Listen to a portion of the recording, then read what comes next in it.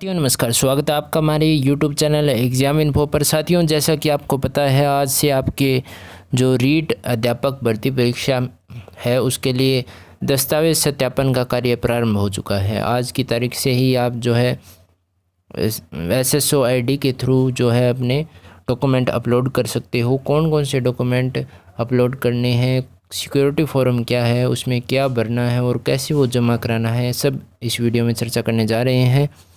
तो वीडियो के साथ अंत तक बने रहिए। चैनल पे पहली बार आए हैं तो चैनल को सब्सक्राइब करना मत भूलिए, क्योंकि इसी तरह की इन्फॉर्मेटिव वीडियो जो है हम सबसे पहले आपके लिए लेके आते रहते हैं।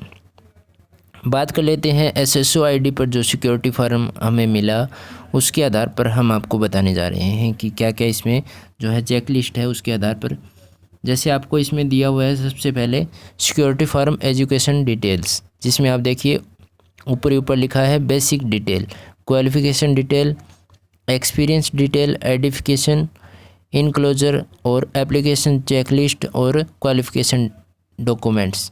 यानी कि ये सभी तरह की जो चेकलिस्ट अभी दी हुई है, 6 प्रकार की जो चेकलिस्ट है, सभी को आपसे जो वेरिफिकेशन प्रोसेस से गुजरना होगा। पहले आपका ऑनलाइन जो है डॉक्यूमेंट अपलोड होगा, और इससे पहले बोर्ड ने एक दिशा निर्देश जारी किया है, आप उसको ज़रूर पढ़ लें। अगर आपके पास नहीं है तो टेलीग्राम पर, ये हमारे टेलीग्राम चैनल पर उपलब्ध है, तो आप उसके थ्रू जो है देख सकते हैं। टेलीग्राम चैनल का लिंक हमारे चैनल के साथ जुड़ा हुआ है। यूट्यूब चैनल पर अबाउट सेक्शन में आप टेलीग्राम सेक्शन से चैनल से जुड़ सकते हैं।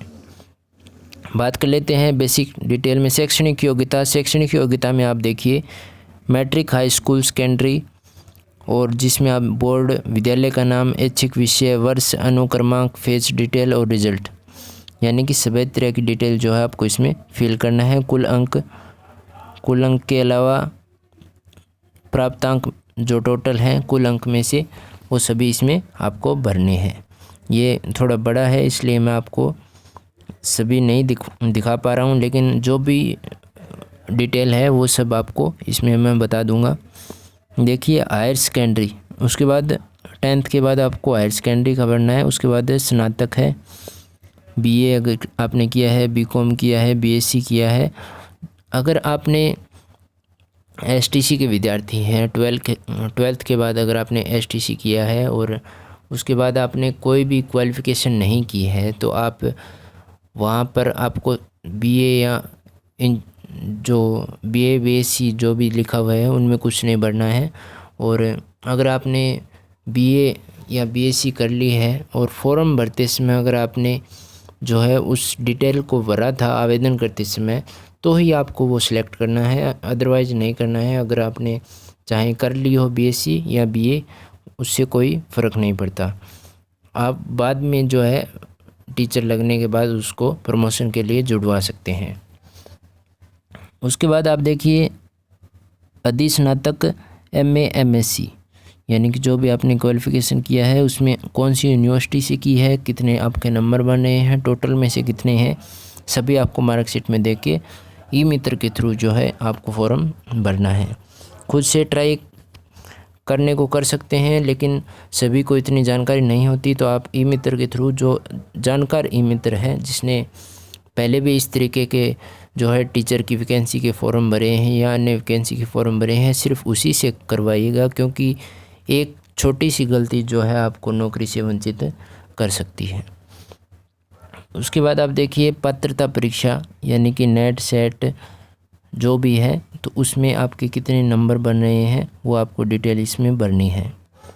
उसके बाद 2 नंबर पेज पर चलते हैं। 2 नंबर पेज पर आप देखिए शिक्षा संबंधी प्रमाण पत्र। आवेदक यदि अपेक्षित शैक्षणिक अर्हता उत्तीर्ण नहीं की है, किंतु आवेदन की अंतिम तिथि तक उसकी परीक्षा में सम्मिलित हुआ हो रहा है, यानी कि जो सेकेंड ईयर के अभ्यर्थी हैं वो, उनको ये कॉलम जो है सेट करना है, यानी कि क्लिक करना है इस कॉलम पे, और जो शैक्षणिक अर्हता वो हासिल कर रहा है उसका यहाँ पे विवरण देना है। इंटर्नशिप यदि लागू हो, उपाधि या डिप्लोमा, आपने जो इंटर्नशिप की थी उसके बारे में जो है यहाँ पे डिटेल देनी है। उसके बाद रजिस्ट्रेशन विवरण यदि लागू हो, medical council, Rajasthan nursing council, यानी कि अगर आपके पास मेडिकल काउंसिल या राजस्थान नर्सिंग काउंसिल से आपका कोई भी रजिस्ट्रेशन है तो वो यहाँ पर डिटेल देना है। यदि आपको कभी आयोग द्वारा दंडित, पदच्युत या ब्लैक लिस्ट विवर्जित किया गया हो तो उस परीक्षा का नाम, वर्ष व उसके कारण का उल्लेख करें। तो ये प्रत्येक जो है, अगर कोई भी कैंडिडेट ऐसा है जी किसी परीक्षा से वंचित किया गया है तो वो अपना जो है इसमें डिटेल फिल करना है। उसके बाद क्या है दोस्तों, पद के लिए आवश्यक अनुभव प्रमाण। यदि उक्त विज्ञप्ति में अनुभव आवश्यक हो, अनुभव आवश्यक इस विज्ञप्ति के लिए नहीं है तो आपको इसमें कुछ भी फिल नहीं करना है। उसके बाद अतिरिक्त विस्तृत सूचना, यानी कि विस्तृत सूचना इसमें क्या देनी है, पद का नाम, नियुक्ति अधिकारी का पद नाम, पद ग्रहण करने की दिनांक, पद छोड़ने की दिनांक, स्थायी अस्थायी वेतनमान, यानी कि जो भी पहले नौकरी लग चुके हैं उनके लिए है।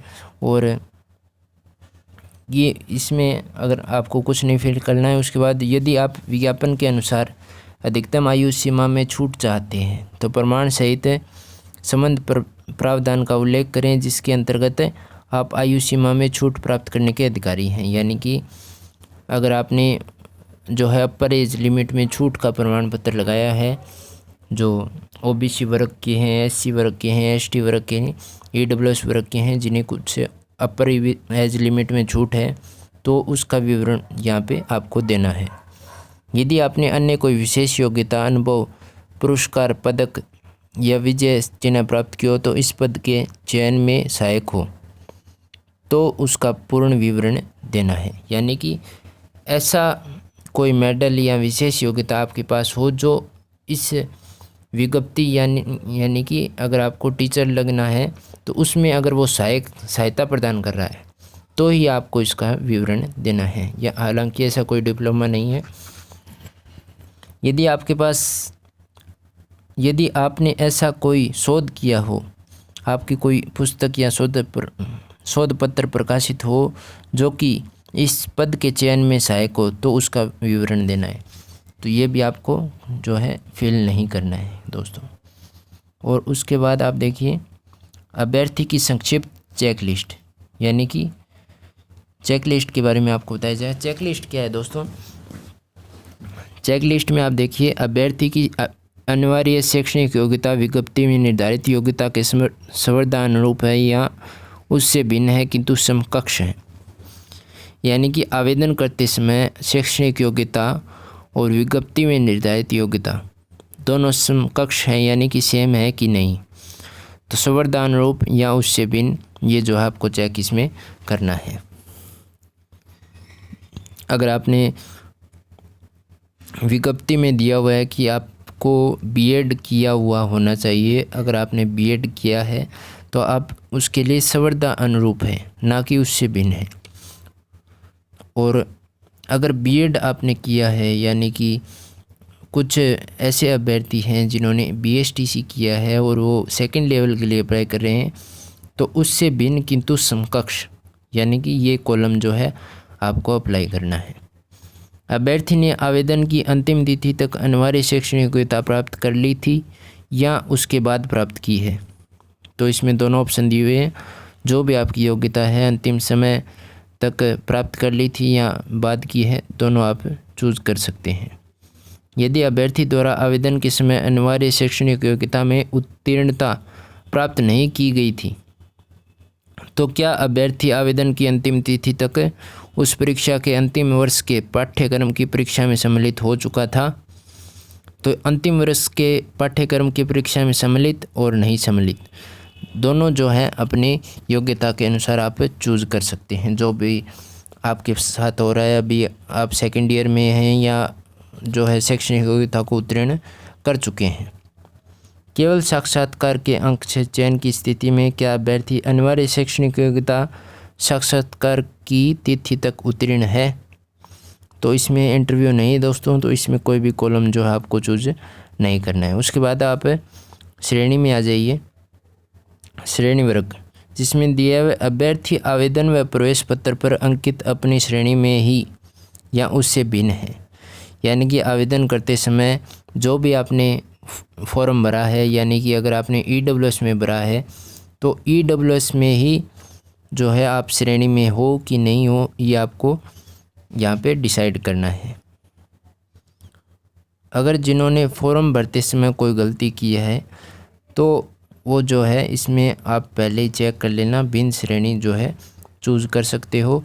अगर फॉर्म भरते समय अगर आप EWS आप जनरल में थे, आपका गलती से EWS में चयन हो गया तो आप भिन्न श्रेणी में जो है चूज़ कर सकते हो। यदि अभ्यर्थी आरक्षित श्रेणी का है तो क्या आवेदन की तिथि से पूर्व अपनी आरक्षित श्रेणी में आ चुका था या उसके बाद सम्मिलित हुआ था।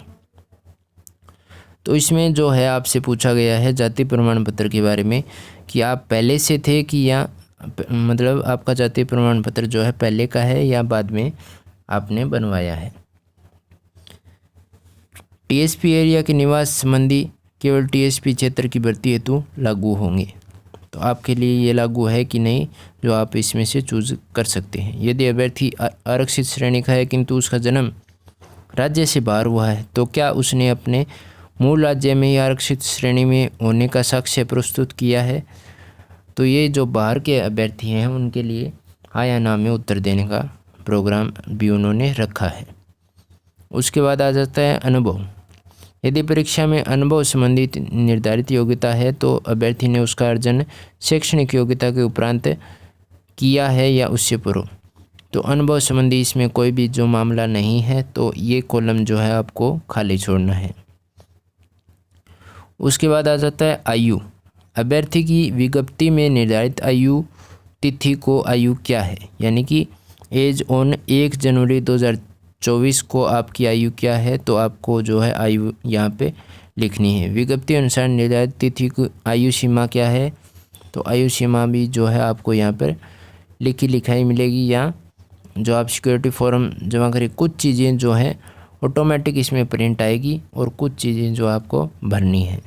और प्रत्येक अभ्यर्थी को जो है ये सिक्योरिटी फॉर्म अपनी SSO ID के माध्यम से डाउनलोड करना है और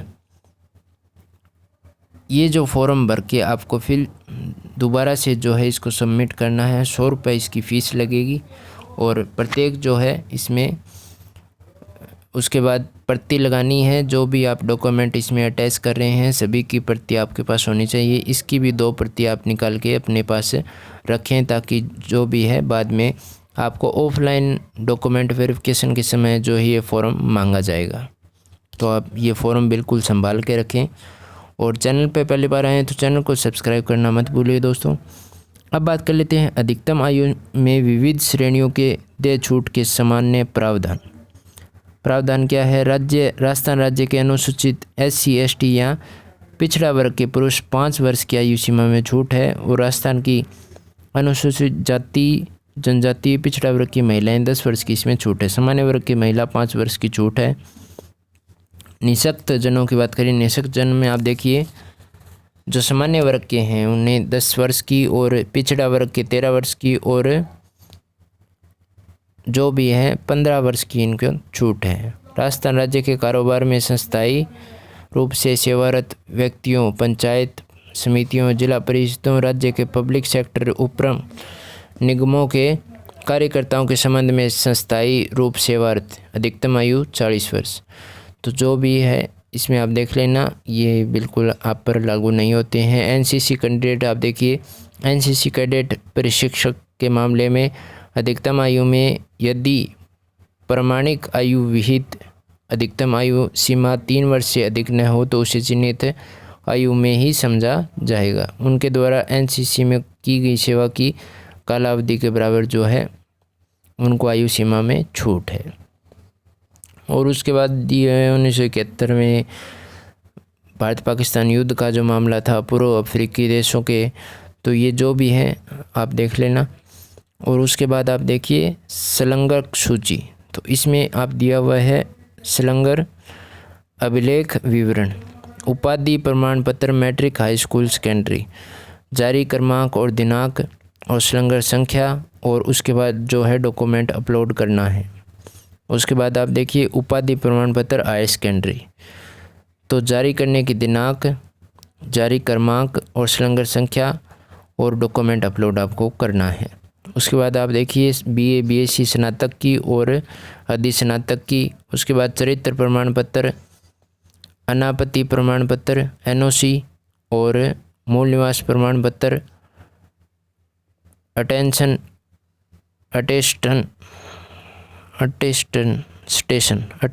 फॉर्म, अन्य प्रमाण पत्र, अटेस्टेशन फॉर्म, अन्य प्रमाण पत्र आपको जो है इसमें अपलोड करना है। और ये सभी डॉक्यूमेंट अपलोड करने के बाद जो है आपको सेव और नेक्स्ट के क्लिक करके जो भी आगे एजुकेशन क्वालिफ़िकेशन में है सभी आपको इसमें अपलोड करना है। तो कोई भी आपका इस बारे में क्वेश्चन हो और अटेस्टेशन फॉर्म जो है इसमें लिखा हुआ है तो वो थोड़ा आप देख लेना, उसके बारे में आपको बता दिया जाएगा टेलीग्राम चैनल पर। तो और कोई भी जानकारी आप अगर आपको चाहिए तो टेलीग्राम चैनल पे आप पूछ सकते हैं, कमेंट करके आप पूछ सकते हैं। और इसी तरह की वीडियो के लिए हमारे चैनल को सब्सक्राइब कीजिए दोस्तों, क्योंकि सबसे पहले जानकारी जो हमारे चैनल पर आपको दी जाती है। धन्यवाद दोस्तों।